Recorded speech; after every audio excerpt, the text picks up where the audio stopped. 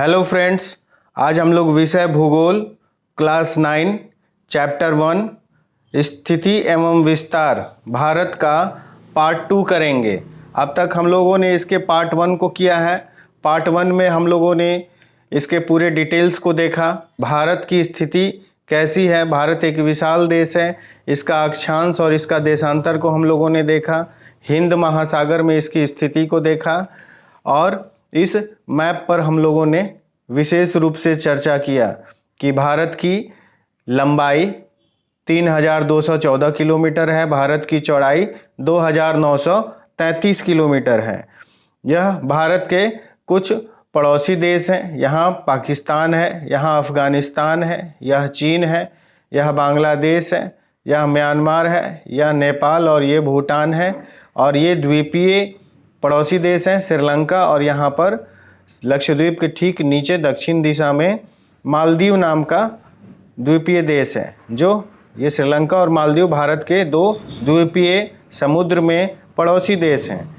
और इस पेज में हम लोगों ने विशेष रूप से भारत के आकार का चर्चा किया था कि भारत का आकार कैसा है। तो यह 32.8 लाख वर्ग किलोमीटर है। कुल भौगोलिक क्षेत्रफल का 2.4% है। और भारत की स्थिति को हम लोगों ने देखा था कि यह 32.8 लाख वर्ग किलोमीटर क्षेत्र है और विश्व में यह 7वें नंबर का देश है। स्थल सीमा पर भी हम लोगों ने डिस्कशन किया था कि भारत की स्थलीय सीमा 15,200 किलोमीटर है और भारत की मुख्य भूमि की तटीय सीमा रेखा 6100 किलोमीटर है। और यदि हम इसमें भारत के द्वीपों के तटीय सीमाओं को भी मिला दें तो 7516.6 किलोमीटर है। और इसको हम लोगों ने डिस्कस किया था। और हम लोगों ने ये भी डिस्कस किया कि भारत का आकार मोटे तौर पे त्रिभुजाकार है, ठीक है। और इसको हम लोगों ने आगे देखा था कि भारत के प्रायद्वीपीय आकार। आइए आज हम लोग इसका अगला टॉपिक स्टार्ट करते हैं। आज का पहला टॉपिक है अक्षांशीय एवं देशांतरीय विस्तार का प्रभाव। भारत का अक्षांशीय एवं देशांतरीय विस्तार दोनों लगभग समान 30 डिग्री है, किंतु भूमि पर दोनों में वास्तविक दूरी समान नहीं है। इसका कारण यह है कि पृथ्वी पर अंतर अक्षांशीय दूरी समान रहती है, किंतु अंतर देशांतरीय दूरी जैसे जैसे ध्रुवों की ओर जाता है कम होती जाती है। वर्तमान में भारत में अरुणाचल प्रदेश में और कच्छ के बीच स्थानीय समय में 2 घंटे का अंतर है। जब अरुणाचल प्रदेश में सूर्योदय होता है उस समय कच्छ में अंधेरा रहता है, वहाँ 2 घंटे बाद सूर्योदय होता है। ऐसा दोनों में 30 डिग्री देशांतरीय विस्तार के कारण होता है। अब आइए इसको हम लोग इस भारत के मैप के फोटोग्राफ्स के देखें। यह भारत का अरुणाचल प्रदेश हो गया और यह भारत का गुजरात का कच्छ का एरिया हो गया। इन दोनों के बीच यह 68 डिग्री 7 मिनट पूर्व देशांतर है और यहाँ पर 97 डिग्री 25 मिनट पूर्व देशांतर है। दोनों के बीच लगभग 30 डिग्री का फर्क है। 1 डिग्री बराबर 4 मिनट होता है और इस तरीके से 30 डिग्री बराबर 120 मिनट हुआ। 120 मिनट को हम लोग 2 घंटे का डेटा मान सकते हैं और इसी 2 घंटे का फर्क है। तो जब अरुणाचल प्रदेश में सूर्योदय होता है उस वक्त गुजरात के कच्छ में अंधेरा रहता है। इसका मतलब यदि अरुणाचल प्रदेश में सुबह के 6 बजे सूर्योदय दिख रहा है तो ठीक उसी वक्त 2 घंटा पीछे यानी कि कच्छ में सुबह का 4 बज रहा है। 2 घंटे का गैप रहता है। यह इसलिए क्योंकि यह 97 डिग्री है, यह 68 डिग्री है और दोनों के बीच हम लोग अभी रफली 30 डिग्री का बात किए। 30 डिग्री का मतलब 2 घंटों की हम लोगों ने बात किया। तो यहाँ पर जब हम 6 बोल रहे हैं 97 डिग्री पर तो इससे माइनस में जाएंगे क्योंकि ये 97 से कम है 68, तो ये 2 घंटे माइनस में जाएंगे। यहाँ 6 बज रहा है सुबह का तो यहाँ सुबह का 4 बज रहा होगा। तो वही बात यहाँ पर आपको विशेष रूप से समझाया गया कि जब गुजरात अरुणाचल प्रदेश में सूर्योदय होता है, ठीक उस समय कच्छ में अंधेरा रहता है और वहाँ 2 घंटे बाद सूर्योदय होता है। ऐसा दोनों में 30 डिग्री देशांतरीय विस्तार के कारण होता है। पृथ्वी 24 घंटे में 360 डिग्री देशांतर घूम जाती है, अतः 1 डिग्री देशांतर पार करने में पृथ्वी को 4 मिनट का समय लगता है। सौराष्ट्र और अरुणाचल प्रदेश, सौराष्ट्र मतलब गुजरात की बात हो रही है, सौराष्ट्र और अरुणाचल प्रदेश के बीच 30 डिग्री का अंतर है, अतः 30 डिग्री गुना 4 मिनट बराबर 120 मिनट यानी 2 घंटा हुआ। भारत का मानक देशांतर रेखा 82 डिग्री 30 मिनट पूर्व देशांतर है, जो इलाहाबाद नैनी से होकर गुजरता है। तो आइए अब हम लोग इस भारत के मानक देशांतर रेखा को देखें। यह भारत का मानक देशांतर रेखा हो गया। यह जो काला लकीर खींचा हुआ है, यह भारत का मानक देशांतर रेखा हो गया। इसको इंग्लिश में इंडियन स्टैंडर्ड टाइम भी बोलते हैं। यह 82.5 डिग्री पूर्व देशांतर बोला जाता है और यह भारत के बिल्कुल बीचों बीच खींचा गया है। पूरब और पश्चिम के बीचों बीच इस लाइन को खींचा गया है। यह काल्पनिक रेखा है और इसे ही हम भारत का मानक देशांतर रेखा कहते हैं। आगे, मानक मध्याह्न रेखा चुनते समय इस बात का ध्यान रखा जाता है कि वह देश के बीचों बीच से गुजरती हो तथा 7 डिग्री 30 मिनट का गुणांक हो, ताकि 7 डिग्री 30 मिनट देशांतरीय स्थित दोनों के बीच 30 मिनट का समयांतर हो। भारत का मानक देशांतर रेखा देश के बीचों बीच से गुजरती है तथा 7 डिग्री 30 मिनट का गुणांक हो जाए, ताकि 7 डिग्री 30 मिनट देशांतरीय दूरी पर स्थित दोनों के बीच 30 मिनट का समयांतर हो। तो हम लोगों ने अभी डिस्कस किया कि 1 डिग्री बराबर 4 मिनट, तो 7.5 डिग्री का मतलब हो गया 30 मिनट। ठीक है, तो 30 मिनट का गुणांक पर ही रखा गया है, इसीलिए इसको 82.5 डिग्री पर रखा गया है। कर्क रेखा भी एक ऐसी रेखा है जो भारत के बिल्कुल बीचों बीच गुजरती है। यह कर्क रेखा है, भारत के बीचों बीच बिल्कुल गुजरती है। यह जो रेखा है, यह डॉटेड ब्लैक लाइन, यही डॉटेड ब्लैक लाइन भारत का बीचों बीच गुजरता है और इसका मानक कितना है, तो 23 डिग्री 30 मिनट। 23.5 डिग्री उत्तर अक्षांश रेखा कहते हैं। यह 23.5 डिग्री उत्तर अक्षांश रेखा भारत को 2 भागों में बांट देती है, एक उत्तरी भारत, दूसरा दक्षिणी भारत। इसी के बारे में यहाँ पर हम लोगों ने अभी चर्चा किया। कर्क रेखा 23.5 डिग्री उत्तर अक्षांश भारत के बीचों बीच से गुजरती है और इसे लगभग 2 बराबर भागों में बांटती है। यह कर्क रेखा हमारे पड़ोसी राज्य झारखंड की राजधानी रांची तथा पड़ोसी देश बांग्लादेश से होकर गुजरती है। तो यह जो कर्क रेखा है, यह हमारे पड़ोसी राज्य, बिहार के पड़ोसी राज्य झारखंड, उसकी राजधानी रांची तथा हमारा पड़ोसी देश बांग्लादेश से होकर गुजरती है। यहाँ पर रांची है, ये पॉइंट रांची हो गया, ठीक है, और यह बांग्लादेश हो गया। तो यह बिहार के पड़ोसी राज्य झारखंड की राजधानी रांची से होकर गुजरती है तथा बिहार और भारत का पड़ोसी देश बांग्लादेश, इस बांग्लादेश से भी होकर यह गुजरती है। कर्क रेखा भारत के कुल 8 राज्यों से होकर गुजरती है। यह भारत का मिजोरम हो गया, यह त्रिपुरा हो गया, यह पश्चिम बंगाल हो गया, यह झारखंड हो गया, यहाँ पर छत्तीसगढ़, ठीक है, यहाँ पे मध्य प्रदेश, फिर यहाँ पे राजस्थान, यहाँ पे गुजरात, और इस तरीके से यह भारत के कुल 8 राज्यों से होकर गुजरती है। इसको शॉर्ट में हम लोग बोलते हैं मित्र पर गमछा झाड़। मित्र, मी का मतलब हो गया मिजोरम, यह मी मतलब मिजोरम, त्र मतलब त्रिपुरा, प मतलब पश्चिम बंगाल, र मतलब राजस्थान, पर गमछा ग से गुजरात, म से मध्य प्रदेश, छ से छत्तीसगढ़, झार मतलब झारखंड। यह कुल 8 राज्य इस कर्क रेखा पर होते हैं। अब हमें यह देखना है कि अक्षांशीय विस्तार या दूरी का भारतीय जनजीवन पर क्या प्रभाव पड़ता है। भारत का उत्तरी किनारा जम्मू कश्मीर राज्य में है तथा यह 37 डिग्री 6 मिनट अक्षांश रेखा इसके उत्तरी किनारे से गुजरती है। अतः विषुवत रेखा से यह काफ़ी दूरी पर है तथा सूर्य की किरणें यहाँ अत्यंत तिरछी पड़ती हैं। हम सीधे समझ सकते हैं कि वहाँ पर ठंड ज़्यादा होगा, धूप में बहुत ज़्यादा गर्मी नहीं मिलेगी।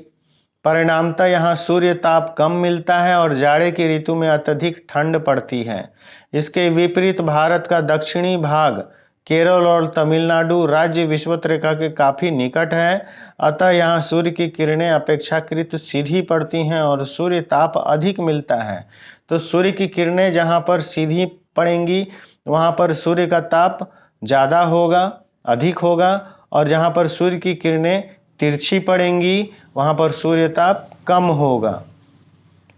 इस तरह जाड़े में जम्मू कश्मीर में पुरुष गर्म कपड़े और चादरों में लिपटे रहते हैं, वहीं केरल का किसान लुंगी पहने नंगे बदन खेती करता है। अधिक अक्षांशीय विस्तार का प्रभाव दिन और रात की अवधि पर भी पड़ता है।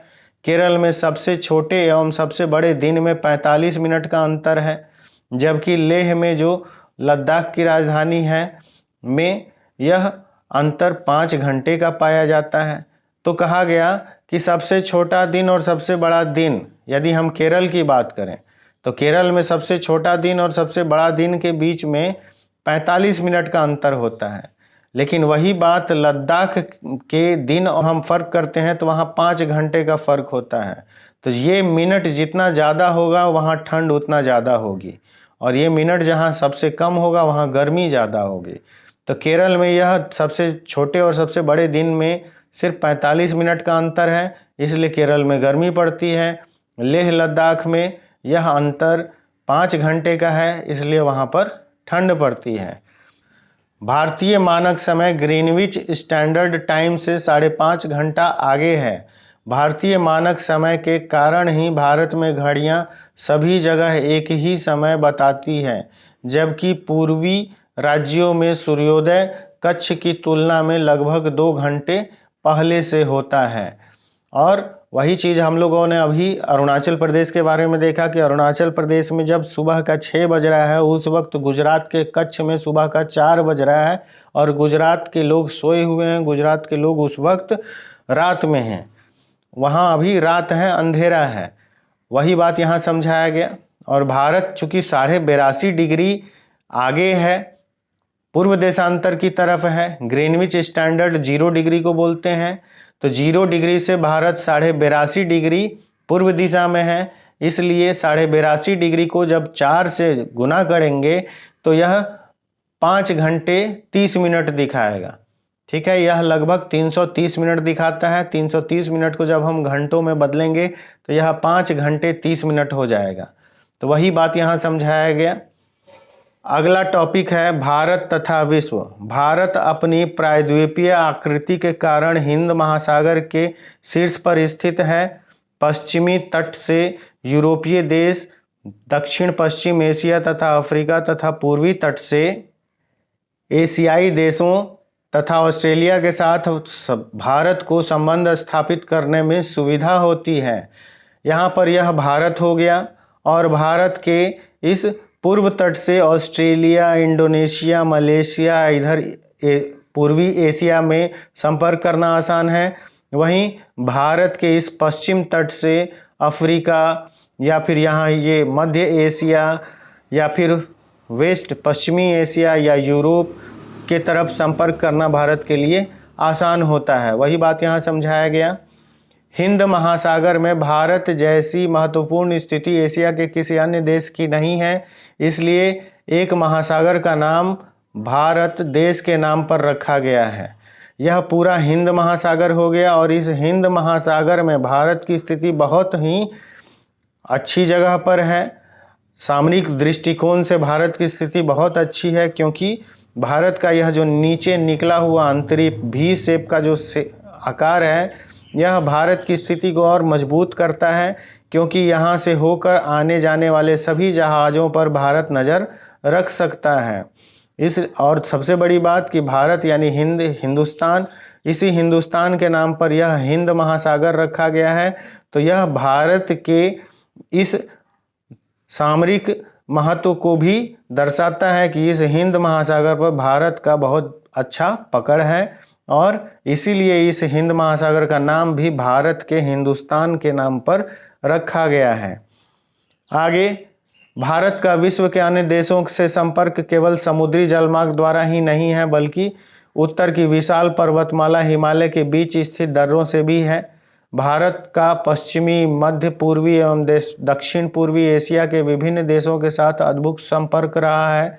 इस प्रकार एशियन तथा पंचतंत्र की कहानियाँ, उपनिषदों के विचार, बौद्ध धर्म, भारतीय अंक तथा दशमलव प्रणाली आदि विश्व के विभिन्न भागों तक पहुँच सका है। बताया गया कि भारत का संपर्क सिर्फ ये समुद्री रास्ते से नहीं है, या फिर इधर एशिया की बात हो, चाहे अफ्रीका, या फिर इधर सेंट्रल एशिया, या फिर पश्चिमी एशिया या यूरोप की बात हो। भारत का संपर्क इस समुद्री रास्ते से है ही, लेकिन इसके अलावा भारत का प्राचीन संपर्क यहाँ इस हिमालय के साथ होकर दर्रों से बहुत पहले से है, और इन दर्रों से होकर वस्तुओं का निर्यात किया जाता था। ठीक है, इसके अलावा जानवर भी जाते थे, इंसान को भी ले जाया जाता था, और ये सब कुछ, इन सभी चीज़ों की खरीद बिक्री होती थी। भारतीयों का मसाला, रेशम के कपड़े, ऊनी कपड़े, या फिर सेंट्रल एशिया का सूखा फल, छुहारा, किशमिश, काजू, इन सभी चीज़ों का आयात निर्यात इस रास्ते से, हिमालय वाले रास्ते से होता था, और इसे ही हम सिल्क रूट कहते थे। ठीक है, सिल्क रूट पहले स्थलीय रास्ता था, बाद में यह सिल्क रूट में ये महासागर के भी रास्ते जुड़ गए, और इस तरीके से भारत का संपर्क था। और यह संपर्क पुराना, बहुत पुराना था। इसीलिए यहाँ पर बोला गया कि उपनिषदों के विचार, पंचतंत्र की कहानियाँ, बौद्ध धर्म या जैन धर्म, भारतीय अंक या दशमलव प्रणाली, इन सभी चीज़ों के बारे में विश्व, यूरोप, एशिया के अन्य देश, अफ्रीका, अमेरिका, ये सब इसी रास्ते से होकर आने जाने की वजह से सभी देशों को इसके बारे में जानकारी हुआ। रामायण के बारे में, पंचतंत्र के बारे में, उपनिषद के बारे में, बौद्ध धर्म, भारतीय अंक मतलब कि अंकों की संख्या, या दशमलव प्रणाली, जीरो, इन सभी चीज़ों के लोग बारे में जाने। मसाला, मलमल के कपड़े, सामान भारत के विभिन्न देशों में निर्यात होते थे। भारत से अलग अलग विश्व के देशों में मसाला या मलमल के कपड़े निर्यात होते थे। यह बहुत फेमस थे, इनकी बहुत प्रसिद्धि थी। मलमल के कपड़ों का इस्तेमाल ज़्यादा से ज़्यादा राजमहल और जो राजवंश के लोग थे, या राजा महाराजा या फिर रानियां, ये सभी लोगों के महलों में इस मलमल के कपड़ों का इस्तेमाल ज़्यादा से ज़्यादा होता था, उनकी सजावट में होता था। स्थापत्य कला, पश्चिमी एशिया की वास्तुकला, मीनार और गुंबद के प्रभाव हमारे देश के विभिन्न भागों में देखा जा सकता है। वही बात यहाँ इस सेंट्रल एशिया से, यूरोप से जो बातें हैं, जैसे कि बिल्डिंगों को कैसे बनाया जाता है, उसमें क्या क्या डिजाइन बनाया जा सकता है, उसमें मीनार की बात हो रही है, गुंबद की बात हो रही है, यह सब भी विदेशी प्रभाव हमारे भारत में दिखता है। तो यह सब कुछ इस हिमालयी क्षेत्र के जो दर्रे थे उसके तरफ से आना जाना जब स्टार्ट हुआ, तो उसके बाद से यह सब कुछ शुरू होने लगा। आपको मेरा आज का पढ़ाया हुआ कैसा लगा? यदि अच्छा लगे तो लाइक, शेयर, सब्सक्राइब कीजिए, अपने फ्रेंड्स को इस चैनल के बारे में बताइए। मैं इस पाठ का भाग 3 और अंतिम भाग बहुत जल्द लाऊंगा। धन्यवाद।